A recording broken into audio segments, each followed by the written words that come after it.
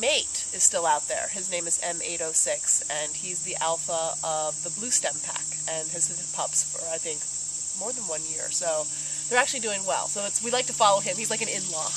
We follow what's going on with him. But unfortunately, F838, she died shortly after release due to being killed illegally. So that was a tough blow. And though when we get the word that one of our wolves is going to be released into the wild, it's what it's all about. I mean, that's the best thing. That's what we're always waiting for, because it's really exciting to use your imagination and think. See, Brooke, imagine this: you're in here, you're a Mexican wolf, you don't see people, but you have these boundaries of a fence, and for the very first time in their life, there's going to be no fence line. There's going to be no people. They're going to have to hunt on their own. They're going to see live game. And they have to do what they're meant to do. And I think, just the fact that she had a little time doing that, I hope it was worth it. Unfortunately, one of her pups died of natural causes short after the release, probably a bear or something, which, that's nature, that happens. And her other pup lived for quite a while until earlier this year. They found her. She had died, and probably of starvation. She just didn't make it. She never really found a pack or a mate, and that's just too bad. So the real purpose of her release was to get her genes and her offspring a chance to be successful on their own. So the big picture, it was a failed mission, which is really too bad. But again, we like to follow what Dad's up to, M806, and he seems to be doing great. So that's really good. Our second wolf that was released was actually F838's sister, F836, and she was released in November of 7 or 8. Gosh, I'm forgetting now. And it was funny with her because she was actually moved from this facility months and months before her release, and went to Civita, the pre-release facility in New Mexico.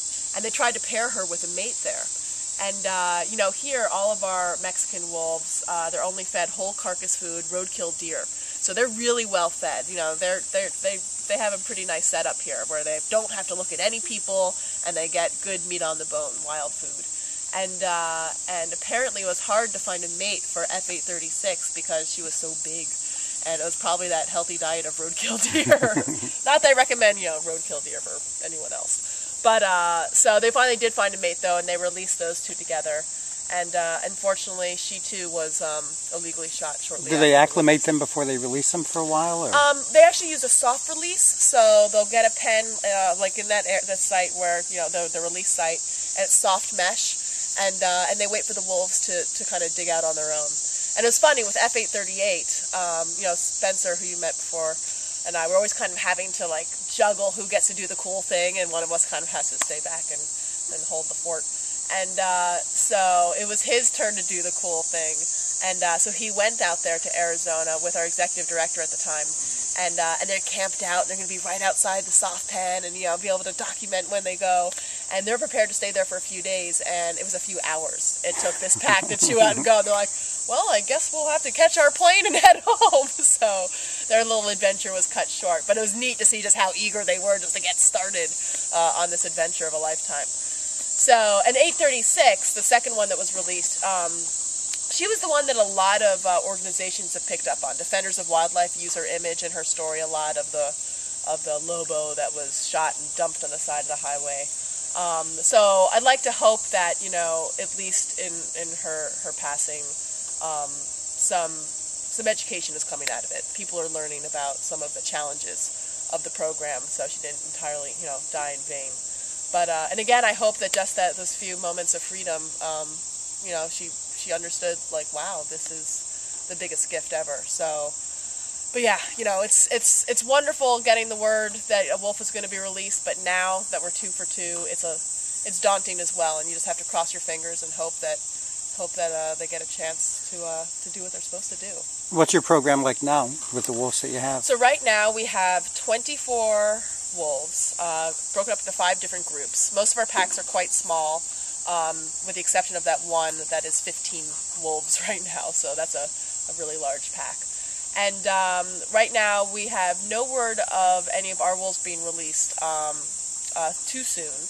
However, we know that our one pair, we have a breeding pair, it's number 740 and, oh gosh, 740 and 8. I'm blanking now on their name. Their names aren't easy to remember with all these numbers. All these numbers whirling around in your head. And these two, 810.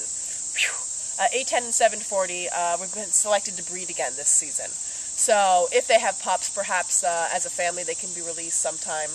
I know there are other wolves that are in front of them in terms of release candidates.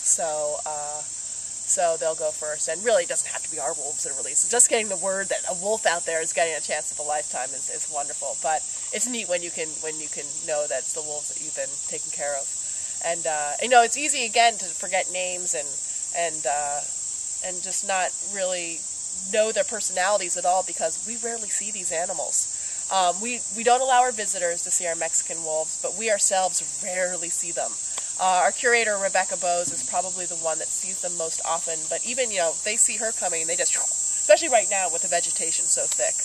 And we use cameras to help us out with managing their health and behavior. But yeah, I mean, I couldn't tell one part from the other for the most part, except for a few of them, because I just never see them, which is great, because that means they've got the exact behavior that we want them to have to be wild wolves. So we'll see what happens. But we're excited. Right now, we are one of the largest holding facilities of Mexican wolves in the country. So it's an honor. It's an honor to be a part of the program and a part of, this effort to save a species from the brink of extinction. Because the Mexican wolf, the history is amazing, that the fact that there are any Mexican wolves on Earth at all. They're down to a population of just 7. And all of those were in captivity, so they were extinct in the wild. And now, closer to 400 on Earth, and unfortunately, just a few dozen in the wild. So sad. It is. What do you see for their future? I mean, I know you're optimistic as you can be. Yeah, it's been discouraging. I mean, the numbers are discouraging in terms of the wild population. It's been a tough 12 years, and but there have been some really positive steps happening within the program, and I think it's given everyone kind of a good feeling and a feeling of hope. Just with the elimination of the 3 strikes and you're out rule, I guess that was late last year, or the SOP 13 ruling, and transferring a little bit more control back to the U.S. Fish and Wildlife. In more recent news, Governor Bill Richardson not allowing trapping in the recovery area in New Mexico, and so taking a politician taking that stand is a nice thing, and it's hopefully boosting a little bit of energy back into and just positive feelings back into the program. And now even the fact they're reviewing to see if they need special protections for this population, separate from other gray wolves here in the lower 48 states. So there's been a lot of talk about Mexican wolves recently, I think more than the past. I think more people are aware of the fact that there is this very rare subspecies of wolf now here in our country. And I think some positive things are going to come out of it. So just kind of cross our fingers and keep on doing what we're supposed to do. Awesome.